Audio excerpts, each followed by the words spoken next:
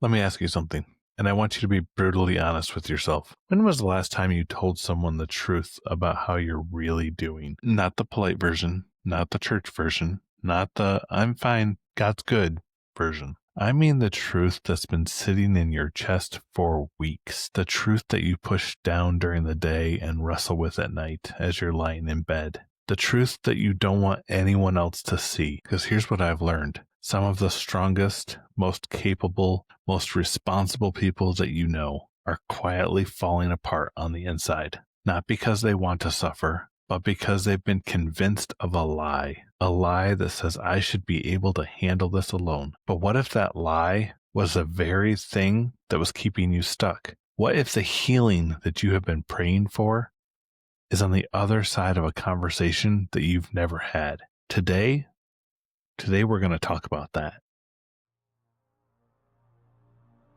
Welcome to Unmasked, the podcast where we peel back the layers and we hide behind a step into the kind of honesty that leads to real freedom. I'm your host, Wesley Farnsworth, and today we're starting a new 4-part journey called The Power of Community. And in this first episode, we're confronting a lie that almost every one of us has believed at one point. And that lie is that I can handle this alone. So let's dig into it.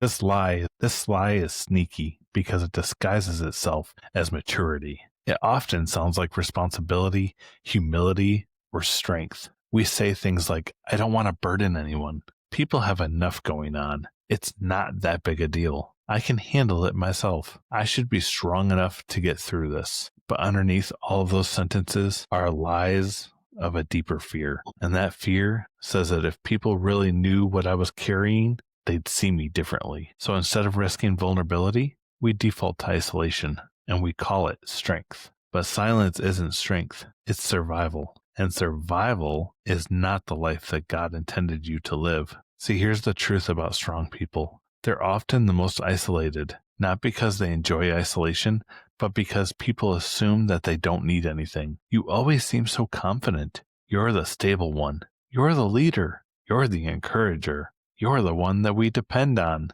Those are all things that they often hear. And slowly, without meaning to, your identity becomes wrapped up in being the strong one. So you don't let people see the cracks. You don't let people hear the fear. You don't admit the struggle. But something dangerous begins to happen over time. People stop checking on you because they assume that you don't need it. And you stop asking for help because you assume that you shouldn't need it. And if that's you, you're not failing, you're human. Even Jesus didn't walk alone. See, every one of us carry internal rooms that no one else sees. There are rooms for fear, rooms for disappointment, rooms for anxiety, rooms for mistakes, rooms for shame, rooms for unspoken pain, rooms for temptations or habits, and rooms for grief that you've never processed. Those rooms hold on to things that we don't want to talk about. We close the door, we hide the key, and we tell ourselves that I'm fine. I'll just deal with it later. But here's the truth. Hidden rooms don't shrink over time. They expand. Eventually, what's hiding on the inside begins leaking into everything else. Your peace, your relationships, your sense of identity, your spiritual life. See, isolation is not neutral. It's corrosive. So let me speak honestly from my own life. In general terms, but with complete authenticity. There was a long stretch of my life where I was surrounded by people, yet I lived internally alone. I was serving, I was leading, I was creating, I was helping others through their struggles. I was showing up in every way that I knew how. But on the inside, there were rooms that I never let anyone go into. Not because I was hiding from God, not because I didn't trust people, but because I believed that it was my responsibility to fix myself before involving anyone else. I didn't want to disappoint the people who looked up to me. I didn't want to add weight onto anyone else's life. I didn't want to be a burden. I didn't want to seem weak, and so I kept everything internalized. I kept it hidden away in those rooms, locked up, bolted shut, barricaded, so that no one else could get in. And from the outside, it looked like I was doing great. But on the inside, man, I was exhausted. Maybe you know exactly what that feels like. See, isolation presents itself like a safe shelter, a private fortress where nothing and no one can hurt us. It convinces us that if we stay quiet, no one will judge us, misunderstand us, or reject us. It tells us that silence protects our image and it shields us from disappointment. But isolation hides its true cost. Over time, that private fortress becomes a lonely prison. The walls don't keep pain out, they keep healing out. They don't bring peace, it amplifies fear. And the privacy doesn't lighten the burden, it makes the burden heavier. Isolation promises safety, but delivers suffocation. It feels protective, but it becomes destructive. The Bible doesn't treat community as optional, it treats it as an essential. Before sin even entered the world, before humanity was fractured, before mistakes or shame even existed, God said that it's not good for man to be alone. Think about that. Adam was the first human being ever created. When he was made, he was perfect. Adam wasn't broken. He wasn't sinful. He wasn't in crisis. He was just alone. And God saw it and said, this is not good. And so he made woman. And in Ecclesiastes, it tells us, if one falls, another can help them up. But pity the one who falls with no one there. Notice it doesn't say if you fall, because it assumes that you will, because falling is a part of being human. Sin is a part of being human. Proverbs warns us that the person who isolates themselves breaks out against all sound judgment, and isolation warps perspective. In Galatians, it calls us to carry each other's burdens, which implies that some burdens are too heavy for one person to carry. And in James 5:16, it tells us to confess your sins to one another and pray for each other so that you may be healed. See, forgiveness comes from God. Healing often comes through people.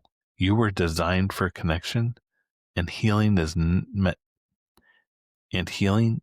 meant to be done in the dark. Before anything shifted in my life, before things got better, before transformation began, there was a whisper, a quiet, steady, firm whisper that said, you can't do this alone. At first, I didn't want to hear it because admitting that I needed people felt too vulnerable, way too risky, and far too unfamiliar. But God wasn't exposing weakness. He was inviting me into healing. He was pulling me out of shame. He was pulling me closer to Him to restore me. Maybe He's whispering the same thing to you right now. If there's one tactic that the enemy depends on, it's isolation. He isolates before he destroys. He always has. When you're isolated, fear grows louder. Lies become more convincing. Shame grows heavier. Anxiety multiplies. Temptation increases. Hope drains out. Perspective collapses. Isolation is where the enemy's voice is the loudest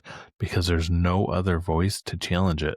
But community disrupts the enemy's plan. It brings truth into the places where lies have lived for far too long. Over the years, every transformation that I've seen, every breakthrough that I've experienced, all began with a single moment of courage. A moment when somebody said, I'm not okay. Not a confession to an entire room, not a dramatic breakdown, just one honest sentence to one safe person. That moment cracks the door open, and light only needs a crack to begin filling the room. It only takes a crack to begin to be able to take off your mask. So what are you carrying alone? Take a deep breath for a moment and ask yourself, really ask yourself, what have I been carrying alone? Is it a habit, a fear, a regret, a hidden grief, a weakness you hate, a temptation, a struggle that you can't name, a sadness you're embarrassed by, a pressure you've never admitted, a problem in your relationship, in your marriage, in your friendship? Whatever it is, hear me. Carrying it alone is costing you way more than you realize, and you don't have to keep doing that. Community brings clarity into your life by helping you see truth when your own thoughts feel foggy. It gives you the courage because standing with somebody else always feels less frightening than standing alone. Those things you're carrying alone will become easier when you're standing and fighting with somebody else. Healthy community also brings accountability, the gentle, loving kind that nudges you forward when you feel tempted to go backwards. It offers comfort by bringing you to a place that you can be heard, understood, and supported. Community gives you strength by allowing others to lift what you can't carry alone when you're tired. It brings perspective. It helps you to see angles and possibilities that you would have missed on your own. Community restores hope as others remind you of what's true when your own hope is running low. And maybe, most importantly, community gives you a sense of belonging, the deep assurance that you don't have to navigate life by yourself anymore. Friends, I've been there. I've tried to carry things alone. I've tried to fight my battles alone. I've tried to beat things alone. And it's hard, and it weighs you down. It weighed me down. But community makes all the difference in the world. Having somebody that can lean on you, having somebody that I can lean on made things a lot easier. When I was feeling down, they spoke life into me. They encouraged me and kept me moving forward, even when I wanted to stop. So this week, I want you to take one step. I want you to say one honest sentence to one safe person. Just one. You don't have to share your whole story. You don't have to unpack everything. You don't have to relive the pain or explain the details. Just tell one person one honest thing, because honesty breaks isolation. And once the isolation is broken, then healing becomes possible.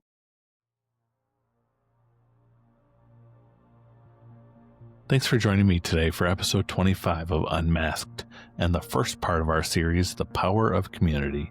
Next time we go deeper. Episode 27 is called Sacred Spaces, How Honesty Heals Us. And we're going to talk about the environments that God uses to heal us, the kind of people who make vulnerability safe, and what happens when we finally stop hiding. Until then, I want you to remember that you were never meant to carry life alone. Healing begins with honesty, and honesty begins with connection. And connection, it begins with one brave step. God bless you.